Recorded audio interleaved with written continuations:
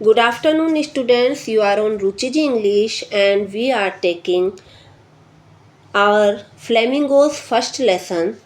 Name is the last lesson. We are taking the fifth part of it. Then here we start. कि Mr. Hamel said that the French language is the most beautiful language in the world.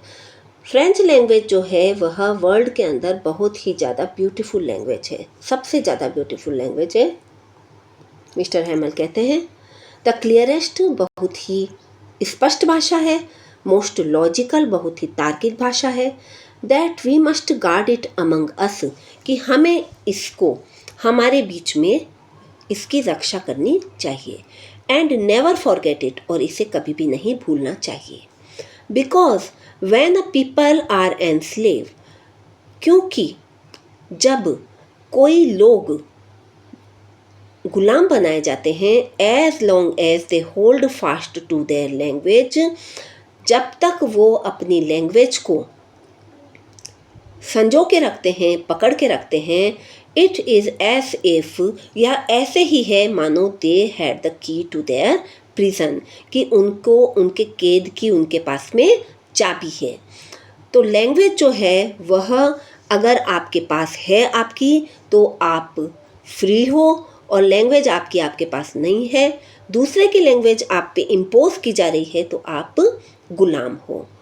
Then he opened a grammar, तब उन्होंने एक grammar खोली, and read us our lesson और हमें हमारा lesson पढ़ाया। I was amazed to see how well I understood it, मैं बहुत ही आश्चर्य में था कि मैं कितनी अच्छे से उसको समझ गया। All he said seemed so easy I think too, that I had never listened so carefully and that he had never explained everything with so much patience.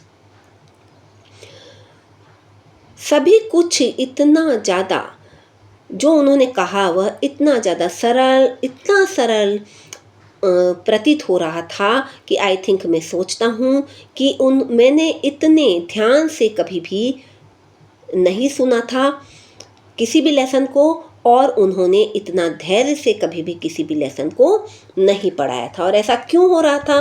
क्योंकि आज सभी गांव वाले, सभी स्टूडेंट्स अपनी मातृभाषा फ्रेंच को आखिरी बार पढ़ रहे थे।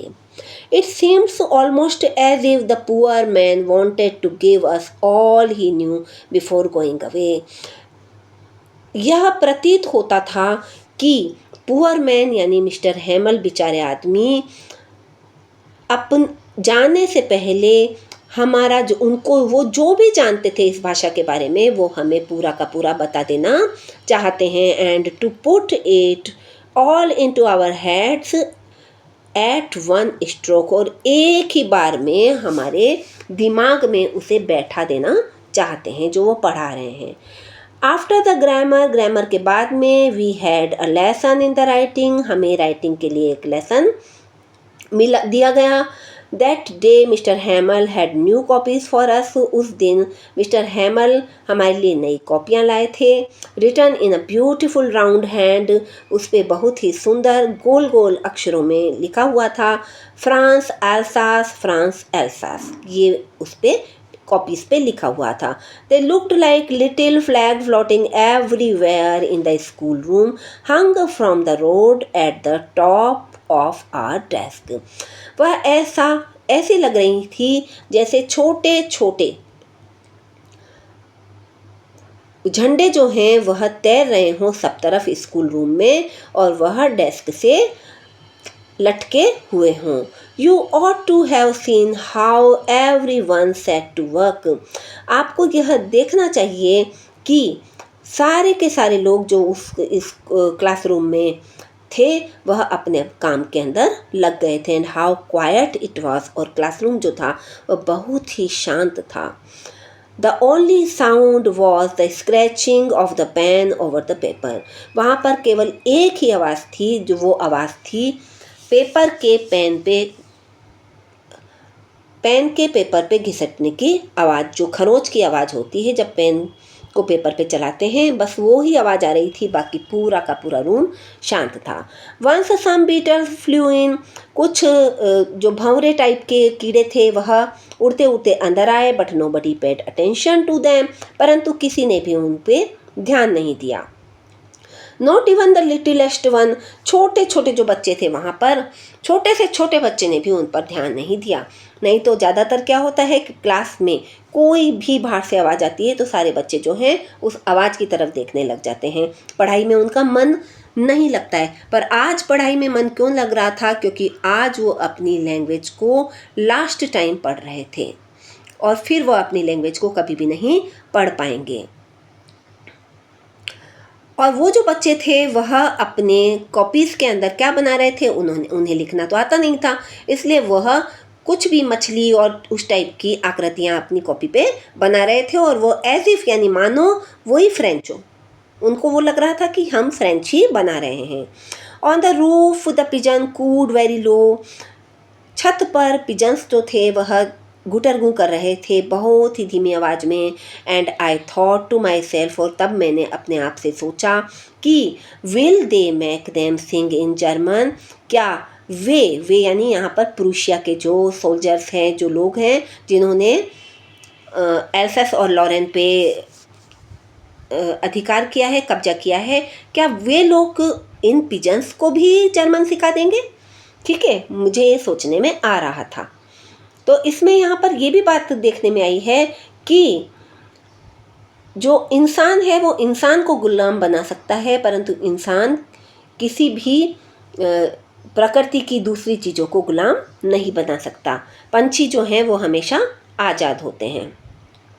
Whenever I looked up from my writing, जब भी मैं राइटिंग करता करता ऊपर देखता था, I saw Mr. Hamel sitting motionless in his chair and gazing first at one thing and at another, as if he wanted to fix in his mind just how everything looked in that little school room. अब जैसे ही मैं अपनी writing करते करते ऊपर देखता था तो मैं देखता था कि मिस्टर हैमल जो हैं वह बिल्कुल मोशनलेस यानी गतिहीन हैं और अपनी चेयर पर बैठे हुए हैं और वो गेजिंग यानी घूर रहे हैं। कभी एक चीज़ को ध्यान से देखते हैं तो कभी दूसरी चीज़ को ध्यान से देखते हैं, जैसे कि वह अपनी इस छोटे से रूम की एक एक चीज़ को अपने दिमाग के अंदर फिक्स कर लेना चाहते हो, बसा लेना चाहते हो। वो आखिरी बार इस रूम को बहुत ही ध्यान से देख रहे थे।